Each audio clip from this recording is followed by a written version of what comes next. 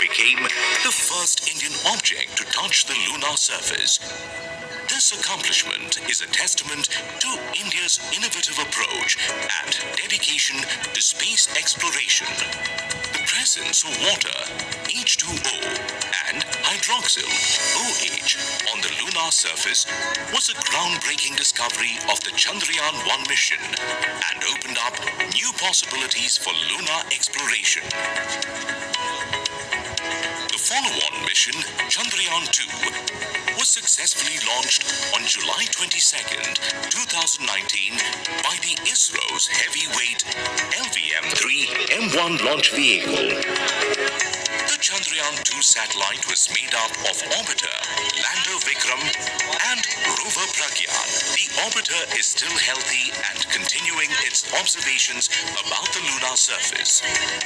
The suite of orbiter payloads with unique capabilities is offering valuable insights into the lunar surface, providing a plethora of information to the scientific community and conducting a comprehensive analysis of the moon's topology. The Chandrayaan-2 mission paved the way for Chandrayaan-3's soft landing on the lunar surface. On July 14th, 2023, ISRO's heavyweight launch vehicle, LVM-3M4, successfully launched the highly anticipated lunar mission Chandrayaan-3. The Chandrayaan-3 integrated module is configured with a propulsion module and a lander module with a rover housed within the lander. The lander module of the Chandrayaan-3 has been enhanced to ensure greater durability and resilience, surpassing the capabilities of the Chandrayaan-2 module.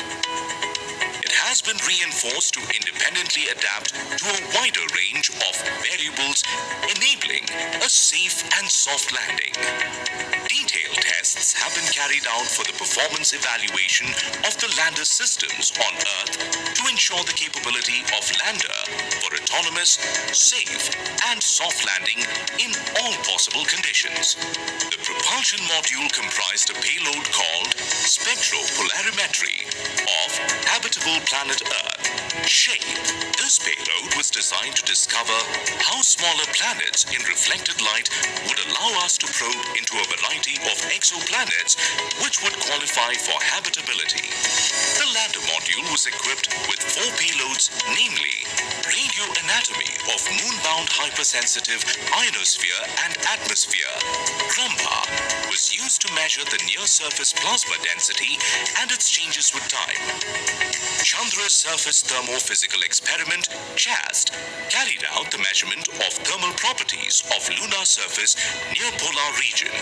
Instrument for Lunar Seismic Activity, ILSA, measured the seismicity around the landing site and delineating the structure of the lunar crust and mantle.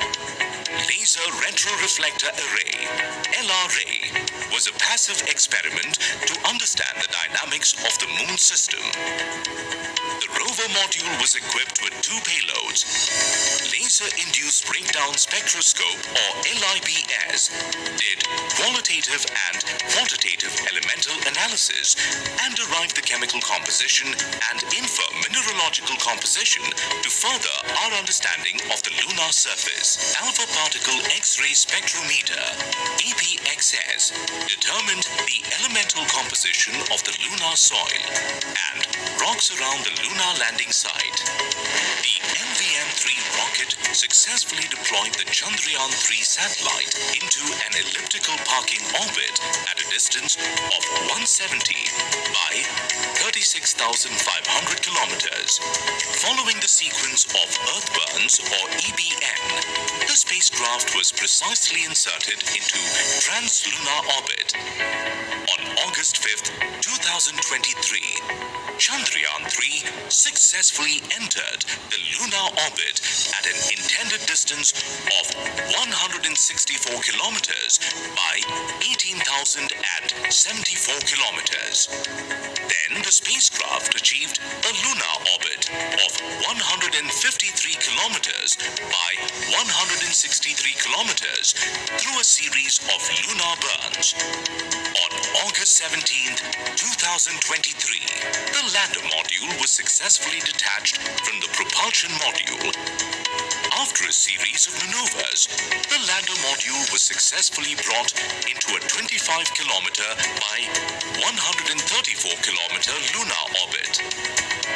Consequently, the lander module initiated the power descent phase to achieve a soft landing near the south pole of the lunar region. Then, the much-anticipated spacecraft landing on the lunar surface had begun. On August 23rd, 2023, the long-awaited Chandrayaan-3 spacecraft achieved a successful soft landing on the moon. The entire country witnessed the event and cherished the triumphant occasion. The entire nation was filled with pride as they witnessed the relentless efforts of the Indian Space Research Organization. The Honorable Prime Minister, Shri Narendra Modi, witnessed the triumphant event through virtual mode and applauded the valiant efforts of the ISRO scientists. चंदा मामा बहुत दूर के हैं। चंदा मामा बहुत दूर के हैं। अब एक दिन वो भी आएगा जब बच्चे कहा करेंगे चंदा मामा बस ये दूर के हैं। On August 24th, 2023, rover ramped down from the lander and India embarked on a historic moonwalk. After coming back from South Africa and Greece, the Honorable Prime Minister promptly headed to the ISRO Telemetry Tracking and Command Network, ISTRAC, in Bengaluru on August 26th. During his visit, he expressed his admiration and delivered a historic speech about the achievements of ISRO scientists and the lunar mission Chandrayaan-3.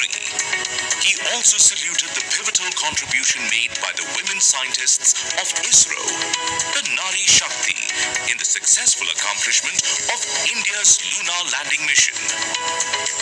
By achieving this historic feat, he has given it the names Chandrayaan 2 के पद चिन्ह जहां है वो स्थान आज से तिरंगा पॉइंट कहलाएगा और जहां पर चंद्रयान 3 का मून लैंडर पहुंचा है वो स्थान आज से शिव शक्ति पॉइंट कहलाएगा। to commemorate the grand success of Chandrayaan-3. The government of India announced 23 अगस्त को जब भारत ने चंद्रमा पर तिरंगा फहराया उस दिन को अब हिंदुस्तान नेशनल स्पेस डे के रूप में मनाया जाएगा। to honor India's amazing space exploration journey. MyGov, in collaboration with ISRO, conducted the Chandrayaan-3 Maha Quiz, in which millions of students participated.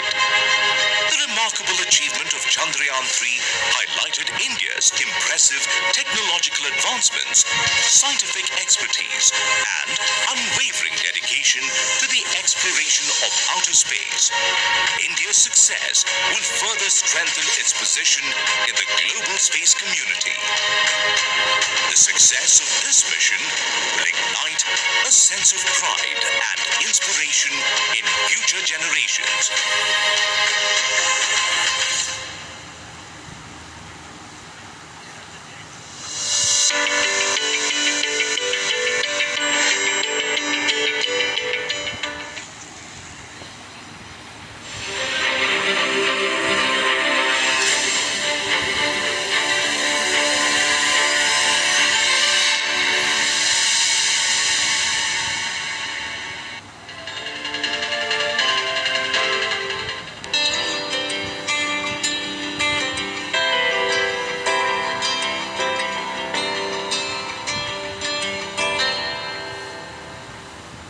science is a way of life. He had the idea that we should use science and technology to leapfrog. And Dr. Sarabhai had picked up the idea from Gandhiji's basic idea that the development that we are looking for, economic development, the social development and all other things, will happen only through education. Even today, if you ask me the use of space for societal application, nobody can emulate India.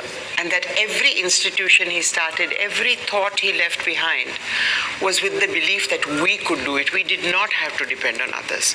I'd say longevity, because he was able to lay the foundation, such a strong foundation for so many institutions. You have to take several people and put them together. And then what you get is one person, that is Vikram.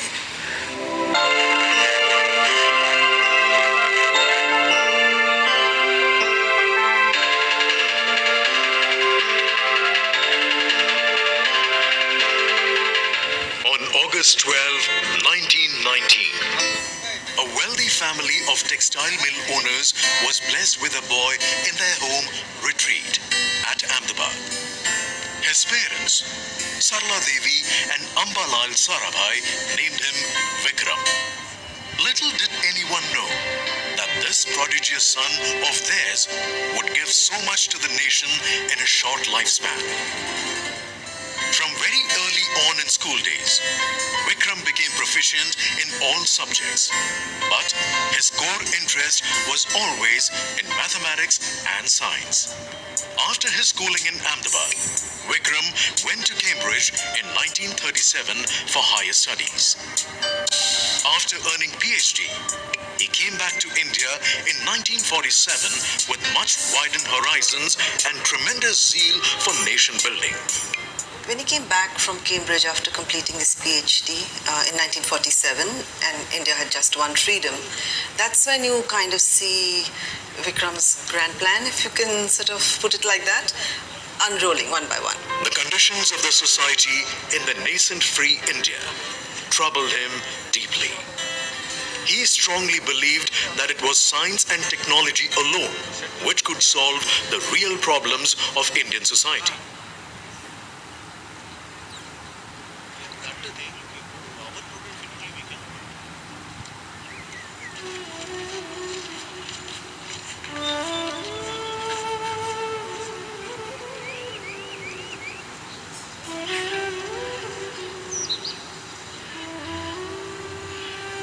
In my opinion, the aspect of space research which I would like to stress most is in relation to the national capability, the self-confidence that this will generate. He started in right earnest on the path of realizing his vision by founding Physical Research Laboratory in 1947. With this, he set the pace and charted the course for India to leapfrog generations of technology and rapidly develop into a scientifically advanced nation.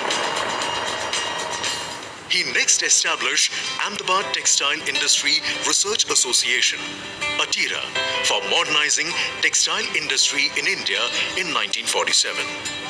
From 1950 to 1966, he set up and managed a number of industries. Dr. Sarabhai started working towards formation of the Indian Space Program in 1961.